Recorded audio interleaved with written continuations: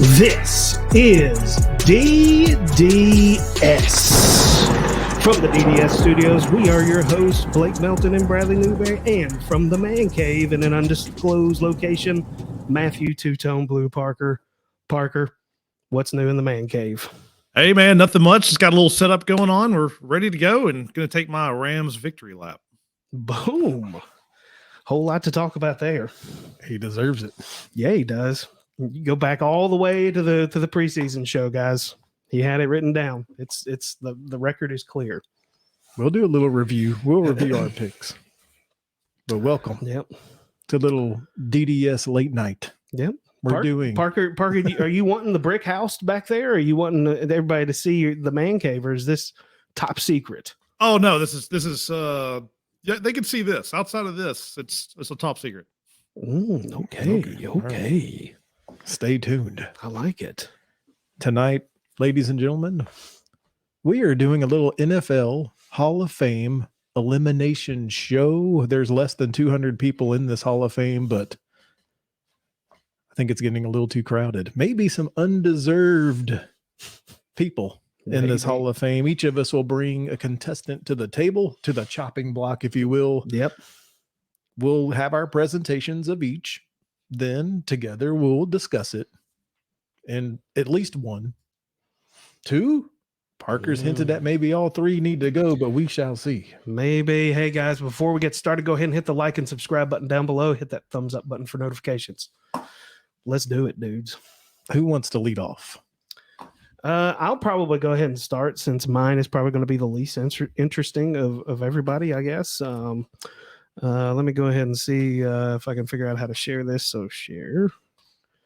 My first person I'm bringing, or the person I'm bringing to the table here, is one Kenneth Stabler. Oh no, the Snake. Not Raiders hate. Yeah. So with our research, I'm sure that you guys have seen it too. There's a lot of mediocrity when it comes to quarterbacks in the Hall of Fame. There really is. If you look at Stabler's career stats, they're not that good. They're really not. I mean, a lot of these quarterbacks have more interceptions than they do touchdowns in their career. And their completion percentages are just not that great. And let's see, where's in his career? 222 interceptions. Is the passer rating, which is what some people, I don't know why, such a nebulous argument to try to make that the passer rating is what makes a quarterback, but this guy's got a 75 passer rating. If you're going to go by that, I guess that's pretty terrible. I got nothing to say about this guy other than totally mediocre. I think if this is what a Hall of Fame quarterback is supposed to look like, then I will share with you. Let's see, who should we start with? Let's start with Tua.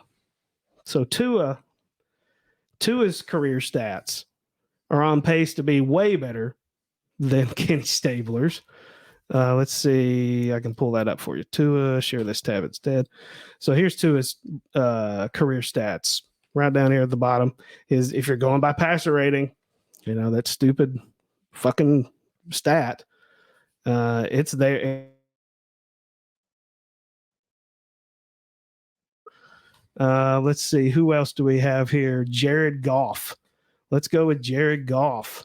Jared Goff's career stats are already, I mean, he's going to have more passing yards than Kenny Stabler had, and probably within the next 2 or 3 years.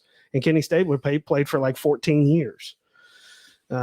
His completion percentage is way better. His touchdown interception ratio is ridiculously higher, and so is his passer rating. That nebulous stat right there again. But anyways, I digress, and that is my guy that I have on the chopping block to get out of the Hall of Fame. Kenny the Snake Stabler. Go away. I mean, I don't disagree. Ken Anderson for the Bengals played almost at the exact same time that Stabler played. He threw for 5,000 more yards, 3 more touchdowns, and 60 less interceptions, and had almost the exact same completion percentage, and is not in the Hall of Fame. I didn't put him up there, but I should have. For all of you who think that Carson Wentz is a big freaking joke like me, then Carson Wentz apparently is just blowing Kenny Stabler away as far as if you're going by stats. I shared with everyone that he's blowing Tannehill away, apparently. Yeah, those are all relevant stats. But anyways, mediocrity all over the place when it comes to quarterbacks in the Hall of Fame. Who's next? I think this leads to Parker. He's got a quarterback. Yeah, I think we got another one. Yeah, I don't have any fancy graphics, guys, but I got some fancy stats for you. And this guy, I don't understand how he's in the Hall of Fame. The only reason he's in the Hall of Fame is because he's out there. He's boisterous. He's wearing crazy clothes. And that's Broadway Joe. Joe Namath should not be in the Hall of Fame. And it blows my mind. I'll come out strong with this. What do we know Joe Namath for? Is for guaranteeing his Jets would beat the heavily favored Colts in Super Bowl III, right? That's the number one thing people know about him. And they did. He even won Super Bowl MVP. You know, he must have willed them to victory. Or maybe he didn't. In that Super Bowl, the famous Super Bowl that Joe Namath guaranteed, he went 17 for 28, 208 yards, and guess how many touchdowns? 0 touchdowns. None. He didn't even attempt a pass in the fourth quarter. The man that should have won MVP, Jets running back Matt Snell, ran 30 times for 121 yards and a touchdown. Yep. In his no name of stats up here for you. Thank you. While you're talking. In his 13-year career with the Jets, Joe Namath threw for less than 50% 7 times. He averaged 50.1% completion for his entire career. This NFL season, of the quarterbacks that attempted at least 300 passes, the lowest was Jets rookie Zach Wilson, 5% higher than what Namath did for his entire career. Over his career, and you touched on this, Blake, about Stabler, he threw for 220 interceptions and 173 touchdowns. He had more than 20 interceptions 5 times in his career. He led the league in interceptions 4 different times. It's in a Favre situation where he also threw for 600 touchdowns. He threw for more 28, 27. Yeah. He threw for more interceptions than touchdowns 11 of his 13 seasons. In 1974, Namath threw for 31 interceptions. Only 2 people since then have thrown for more, and one of them is named Joe Namath. In the 5 Pro Bowls he made, in those seasons, he combined for 98 interceptions. If you get a theme, I'm going down the interception roll with him because he's really bad at this. Over his career, he threw for 27,000 passing yards. That's good for 67.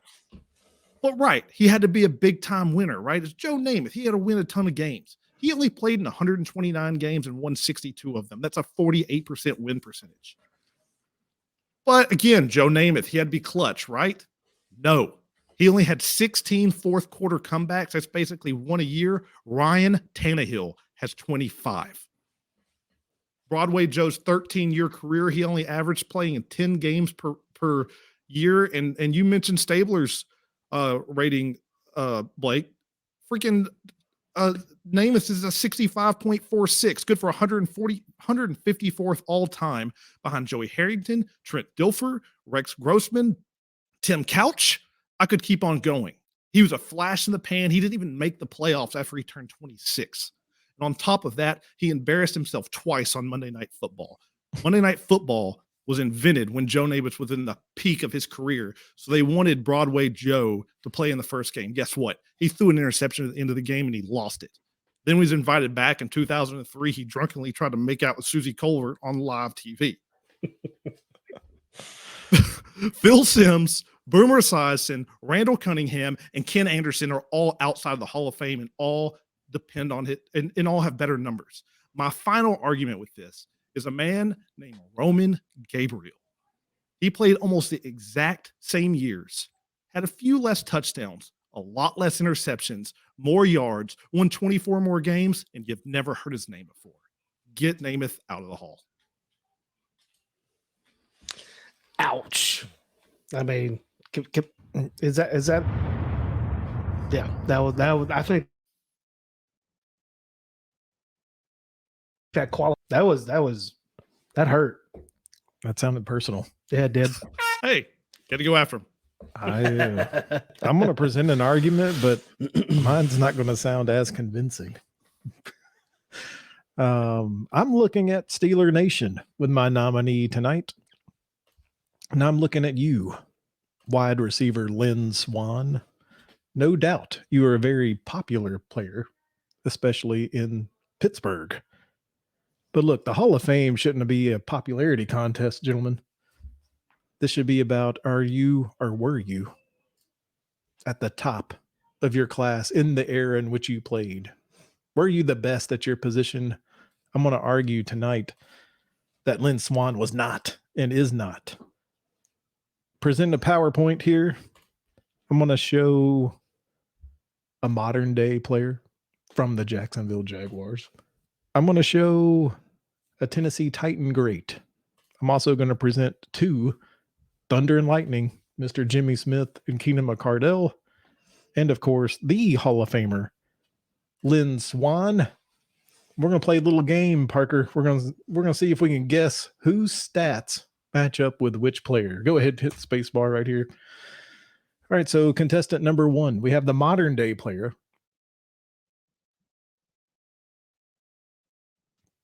More. He's played with the likes of Trevor Lawrence this year, Matt Stafford. What did he have, a couple years in Cincinnati?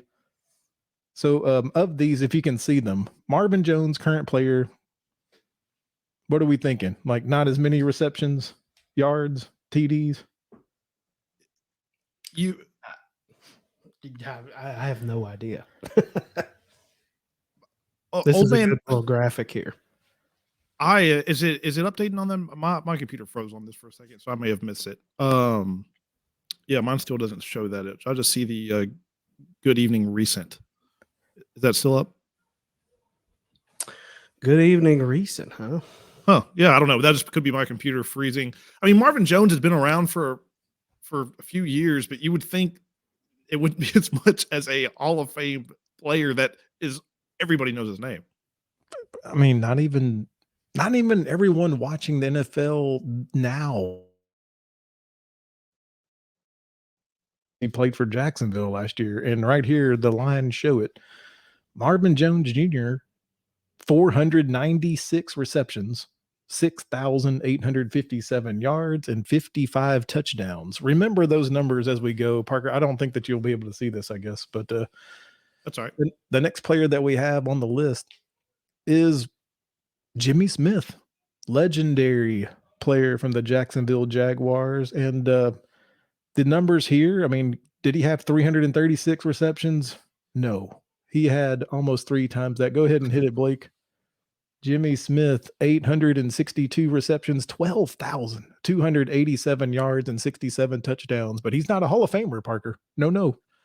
Next one. What about Tennessee Titan great Derek Mason? Go ahead and hit it. Derek Mason, 943 receptions, 12,061 yards, and 66 touchdowns. But nope, that's not good enough for the Hall of Fame, Blake. Keenan McCardell, 883 yards, 883 receptions, 11,373 yards, 63 touchdowns. That's not good of the Hall of Fame. Not a semifinalist list. But let's just show you did. Thank you. The Hall of Famer, Lynn Swann, 336 receptions, 5,462 yards, 51 touchdowns. That is a Hall of Famer, folks. You tell me, does that make any damn sense? I know the eras are different, but he wasn't even that great in his era.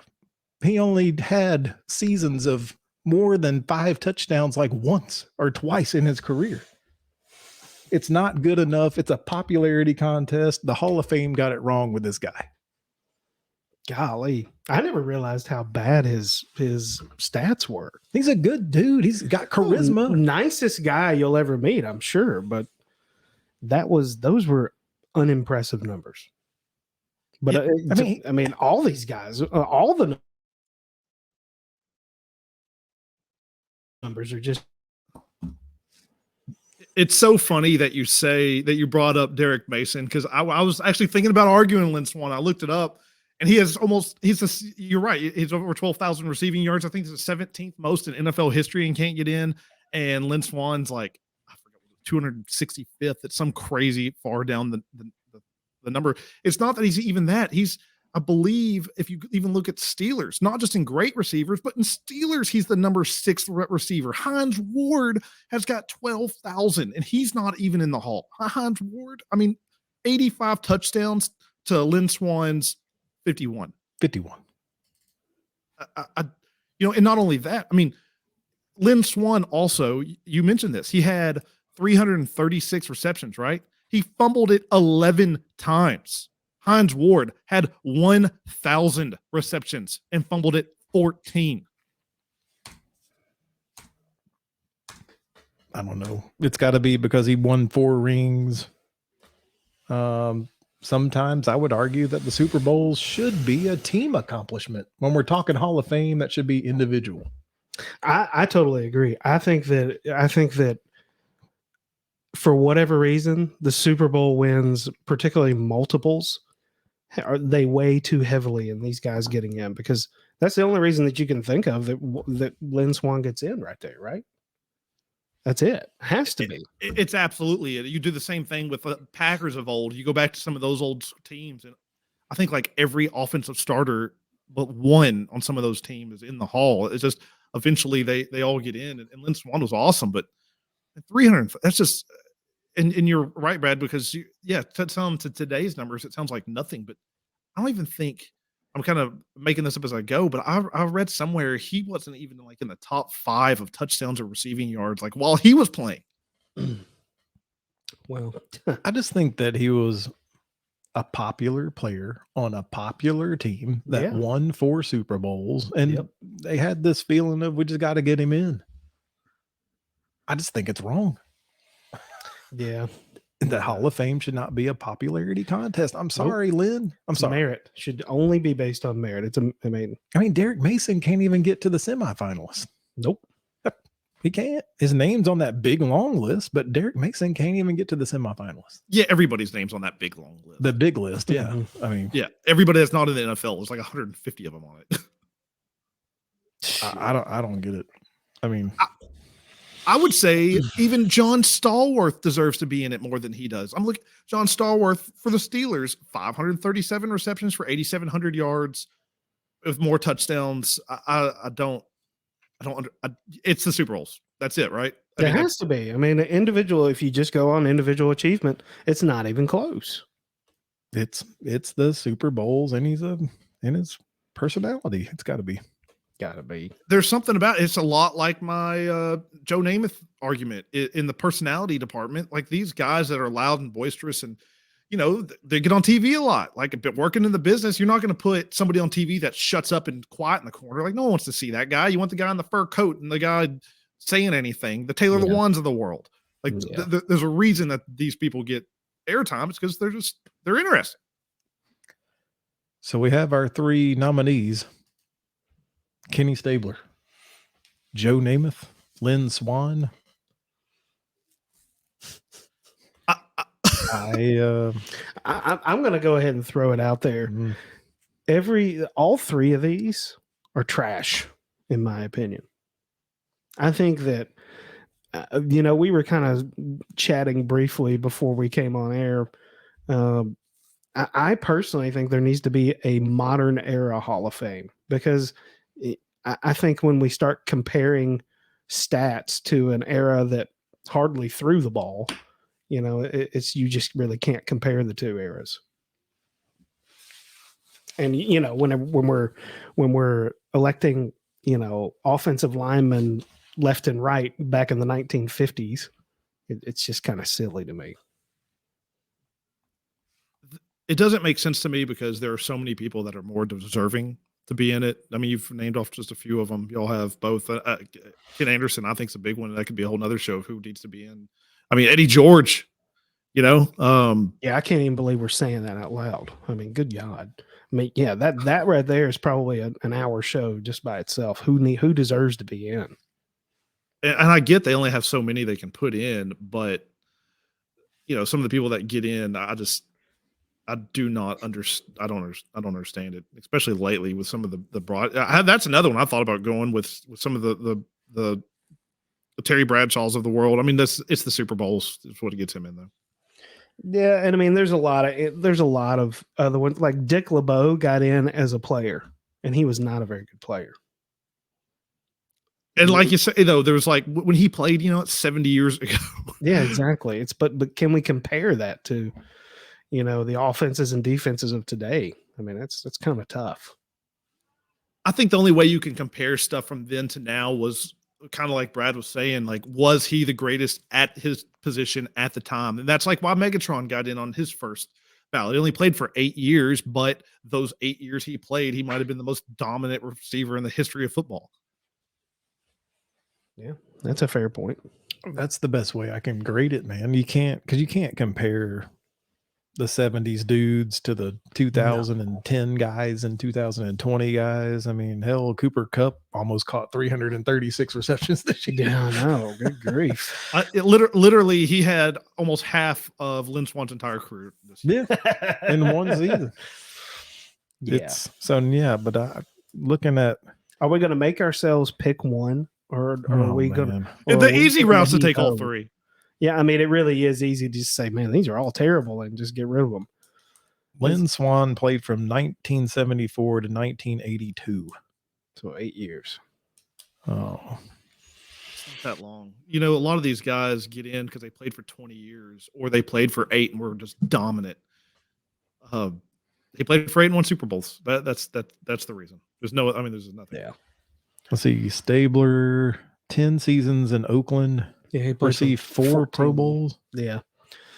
And was named MVP in 1974. Stabler helped the Raiders win their first Super Bowl title.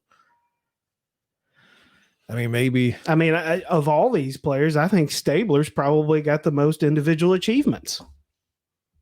Got MVPs. Yeah. I'm not saying he's great, but I mean, good Lord, when you're looking at Joe Namath with a freaking 50% completion rate and a 65 passer rating, whatever that means. It's bad. I couldn't find any good stats on him. The only one of the 3 that looks like Ric Flair is Joe Namath. Hey, that may give him some extra points there to stay in, but I'll tell you who I'm leaning. I'm leaning towards Lynn Swan because the numbers are just so awful for him. I mean, Joe Namath's are bad too, but I never really sat down and looked at Lynn Swan's numbers. So tell us why Joe stays.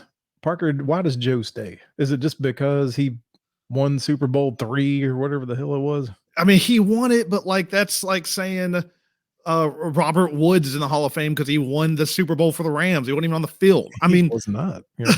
Like he was out there. He did not win this game. The Jets scored 1 touchdown. It was their running back. He threw for 208 yards. He was known slinging it around 50%. Y'all realize how bad 50% passing completion is? Yeah, it's worse than Blake Bortles. It is. It's dude, literally 5% worse than Zach Wilson. Worse than Vince Young. I'm curious. Let's pull those stats back up on the screen while you're talking. Every 2 passes he threw it to a wide receiver, one of them didn't get there. Every 2 for his entire career. In the 7 of those seasons, he finished below 50%. That's exactly what I was just counting up. 7. You're exactly right. It's unbelievable. And his interceptions, I mean, I went through those, but like his interceptions are just 220 interceptions to 173 touchdowns. And again, this has turned into a passing league. No one since 1988 has thrown more interceptions than he did in 1975. That's including when Jameis Winston threw for 30.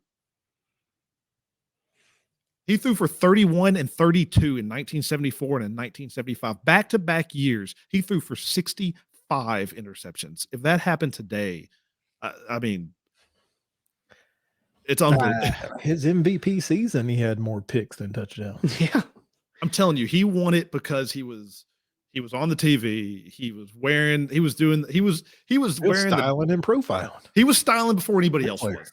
Everybody does it now. Then he was the only guy. It just shows you like the power of being on TV, right? I love his fourth quarter comebacks too. In 13, 14 years, 16. Ryan Tannehill has 25. Yeah, I mean that's basically was my point in pulling up all of the all those other modern day quarterbacks. If this is the standard that everybody else is judged on, then basically every single modern quarterback will qualify for the Hall of Fame. Yeah, If I mean, you're going by those stats. you win a Super Bowl, you're in, right? So like we could have a whole conversation. Matthew Stafford, I think he's a Hall of Famer, but I mean, look at his yards, look at his touchdowns. You know what he did? He led the league in touchdown passing. Let's see how many times Joe Namath did that. Yeah, let's take a look at Matthew Stafford's career. He threw for 2 touchdowns. You know, and it's hard to compare. You know what I just realized before you show this Matt Stafford stuff? It's already up there. I think that maybe you two are picking on the Alabama Crimson Tide. I just realized that both Kenny Stabler and Joe Namath went to Alabama. I will. Okay, if you want me to argue the good reason for Namath, it is because coaching legends. Bear Bryant said he was the greatest player that he ever coached.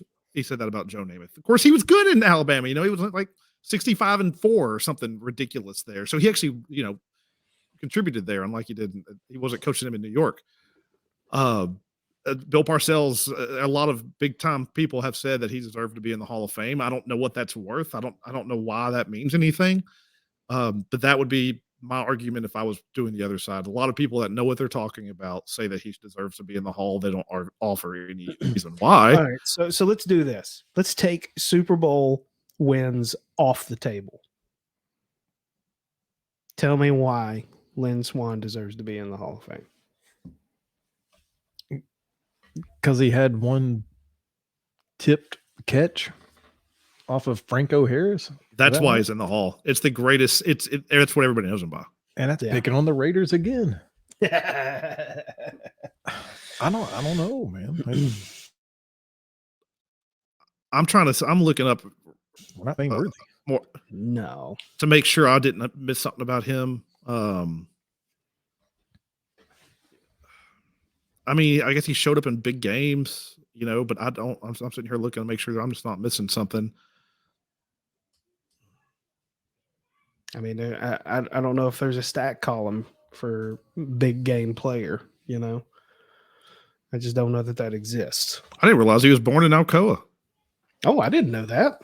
Alcoa, Tennessee. Yeah, right. Yeah. All right. You know, I take that back. I vote that he's in. Oh man, Joe Namath was a modern day sex symbol. Is that why he's in? Oh jeez. I'm just reading it. No, it could be. He was. I mean, he was. It would have been awesome to be Joe back in the 70s. Don't get me wrong. Maybe not Joe and Joe.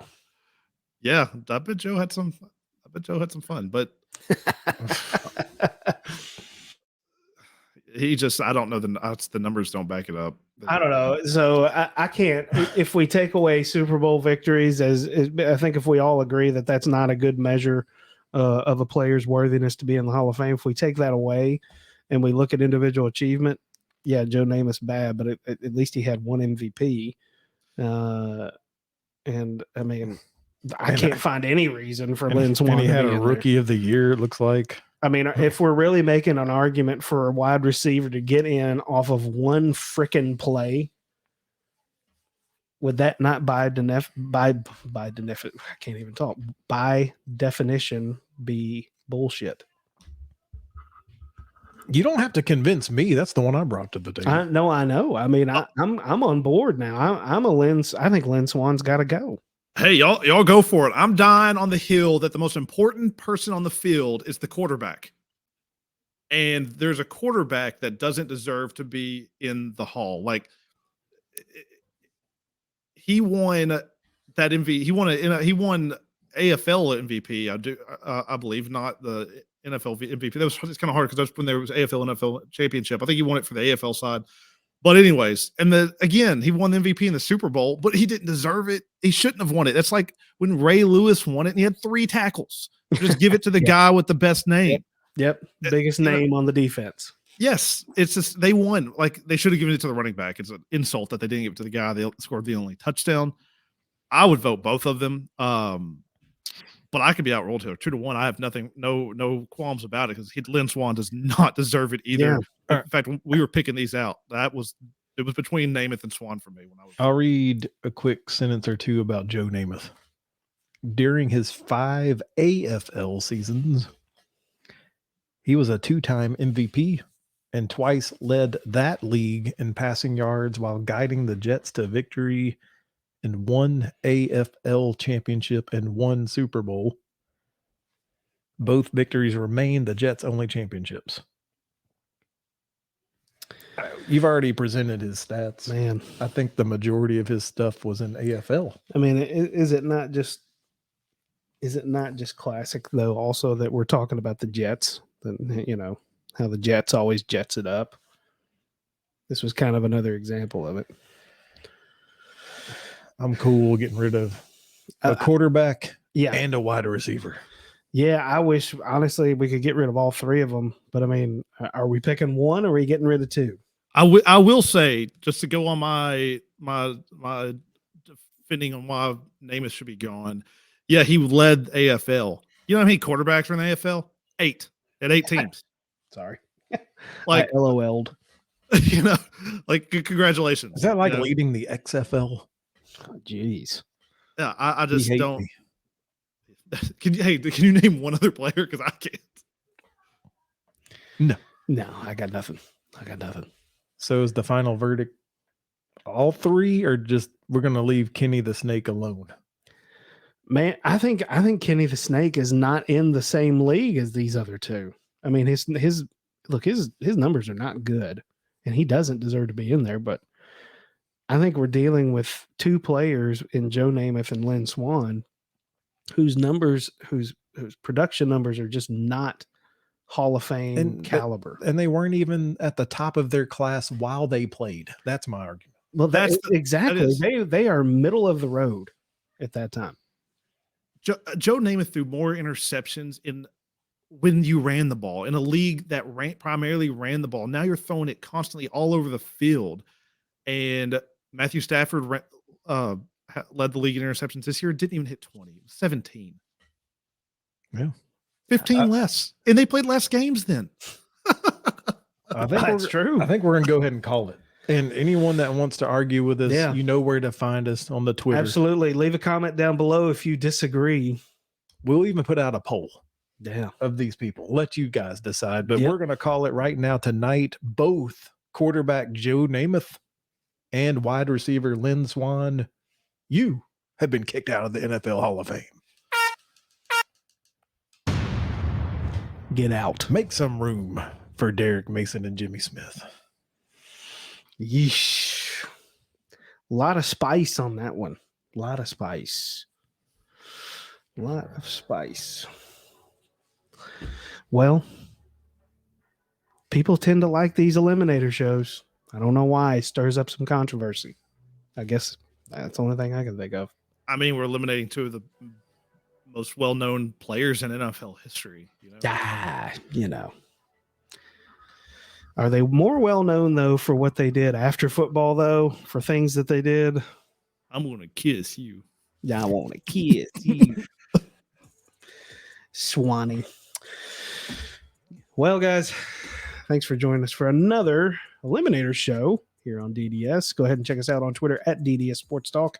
Got a new Instagram, DDS Sports Talk on Instagram. Guys, closing thoughts. I was right on the NFC pick side of the Super Bowl. Should have been right on the AFC. I'm still bitter about it, Titans. Yeah. Joe Namath, you may look like Ric Flair. Whoa. But you're out. Oh, man. Yep, they're out of here, and we're out of here. It's always two-tone blue all the way. You guys be well.